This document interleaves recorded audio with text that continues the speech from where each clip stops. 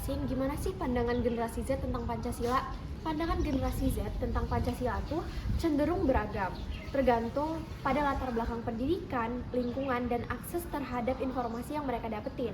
Banyak dari generasi Z yang memahami bahwa Pancasila adalah dasar negara yang penting untuk menjaga persatuan yang ada di Indonesia. Para generasi Z ini juga menghargai nilai-nilai Pancasila seperti toleransi, keadilan sosial, dan demokrasi, terutama dalam konteks keberagaman yang ada di Indonesia. Generasi Z juga sering merasa bahwa cara sosialisasi dan pembelajaran tentang Pancasila, terutama di sekolah itu tuh kurang menarik dan relevan. Materi yang diajarkan tuh cenderung teoretis tanpa penekanan pada bagaimana nilai-nilai tersebut diterapkan dalam kehidupan sehari-hari. Mereka melihat Pancasila sebagai panduan moral yang bisa digunakan untuk menghadapi tantangan modern seperti penyebaran hoaks, polarisasi, dan isu-isu global. Sebagai generasi Z sendiri, aku merasa bangga terhadap Pancasila sebagai ciri khas bangsa Indonesia. Nilai-nilai yang terkandung dalam Pancasila menurut aku tuh mampu menjadi solusi untuk menjaga harmoni di tengah pluralitas masyarakat. Namun, seluruh pandangan di atas tidak menutupi adanya permasalahan terkait Pancasila di generasi Z ini. Setelah ini akan ada teman-teman aku yang akan menjelaskan apa aja sih permasalahan-permasalahan tersebut. Silahkan disimak ya. Halo guys, jadi kita akan ngejelasin permasalahan yang ada di kalangan Gen Z nih. Ya, penyimpangannya. Nah, dan kita mau ngambil 5 dari semua yang ada di Pancasila. Ya. Salah satunya Istilah pertama yaitu mengenai nilai ketuhanan. Nah, contohnya seperti tidak mengakui keberadaan Tuhan. Nah, seperti yang kita tahu, kalangan generasi Z sekarang lupa akannya keberadaan agama mereka sendiri. karena di kalangan Gen Z ini banyak banget ya yang salah pergaulan. Betul. Nah, banyak jadi yang kayak kita ini ya udahlah, cuman kayak contohnya sholat ya, jadi kayak kebanyakan main tuh, jadi ya udahlah nggak usah sholat Ya, gitu. sehingga mereka jadi kebanyakan agama yang KTP doang. Ya. Gitu. Nah, selanjutnya itu ada sila kedua mengenai nilai kemanusiaan.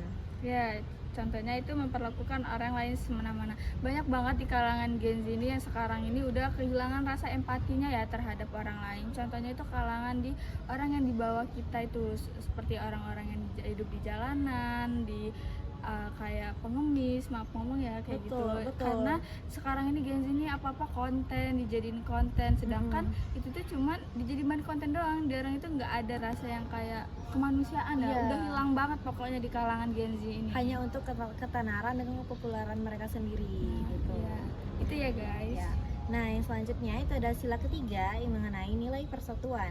Nah, contohnya seperti hilang rasa cinta terhadap tanah air. Itu seperti yang saat ini kebanyakan dari generasi Z itu menggunakan barang-barang dari luar negeri. Iya. Nah, sehingga barang-barang lokal kita Jadi tidak banyak yang tahu ya, karena di orang itu lebih memilih kayak ya udahlah produk luar itu lebih wow, lebih Iya. kayak ya gitu. sedangkan barang-barang lokal jadi sedikit digunakan ya, Ya. begitu. Itu contohnya. Dan kita masuk ke sila keempat ya, tentang nilai kerakyatan. Contohnya itu mengambil keputusan secara sepihak. Nah, banyak banget nih sekarang di Gen Z ya, kayak contohnya jadi perkelompokan ya, kan banyak nih sekarang kayak berkelompok-kelompok nih, kayak udahlah pokoknya dia tuh pengen dia sendiri gitu ya. Iya, yang penting punya kita bagus, punya orang lain biarkan aja gitu. Sehingga rasa kepedulian dan Rasa empati juga ya masuknya. empati juga gitu. Jadi hilang gitu. Nah, yang terakhir itu ada sila kelima mengenai nilai keadilan, yaitu tidak menghormati dan menghargai hak orang lain. Banyak banget juga nih dari Gen Z nih yang tidak menghormati dan mengambil hak orang lain gitu ya, tidak menghargai lah. Jadi kayak contohnya aja Gen Z sekarang ini nih, ada ya yang lawan sama orang tuanya cuma Iya. perkara dia gengsi nih guys, kayak temen gua nih beli apa barang-barang mewah gua enggak gitu. Jadi betul. dia apa ya, kayak nggak mau menghormatin orang tuanya lagi, sedangkan orang tuanya aja belum tentu cukup untuk memenuhi segala kebutuhan dia. Nah, mengenai hak orang lain, itu contoh kecilnya seperti mengambil barang orang yang tidak kita kenal, kita mengambilnya, walaupun seperti mengambil uang di jalanan, baik itu bukan uang kita, tapi tidak baik untuk kita ambil gitu. Oke guys, itu dari tentang kita ya. Ya, tentang, penyimpangan. Nah, akan diberi permasalahannya. mengenai solusi kepada Celi. Oke. Nah, Pancasila sebagai dasar negara Indonesia menghadapi tantangan besar di era generasi Z.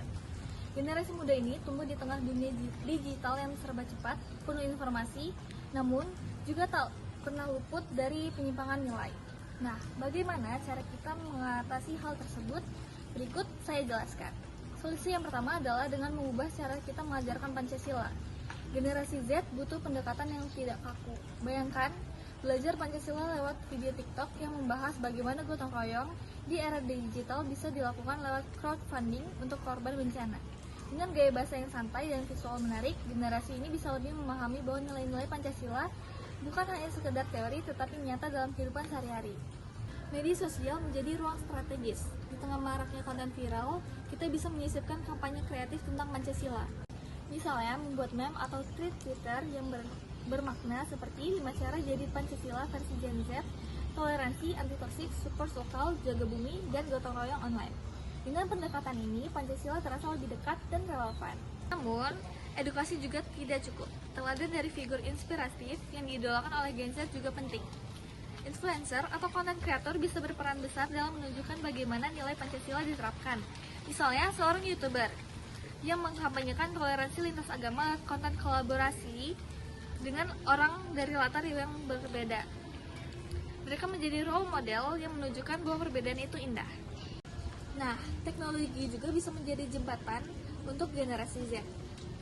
Bayangkan, dia menjadi edukasi tentang Pancasila. Misalnya, pemain dihadapkan pada situasi kehidupan sehari-hari, seperti memilih antara penyebaran berita bohong atau memverifikasi informasi. Dengan pendekatan interaktif seperti ini, Gen Z diajak berpikir kritis dan memahami konsekuensi dari tindakan mereka berdasarkan nilai Pancasila.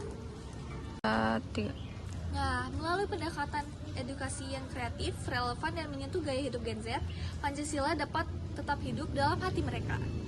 Karena sejatinya, nilai-nilai luhur Pancasila bukan hanya milik masa lalu, tetapi warisan yang terus dirawat dan diterapkan, terutama oleh generasi yang akan memimpin bangsa ini di masa depan.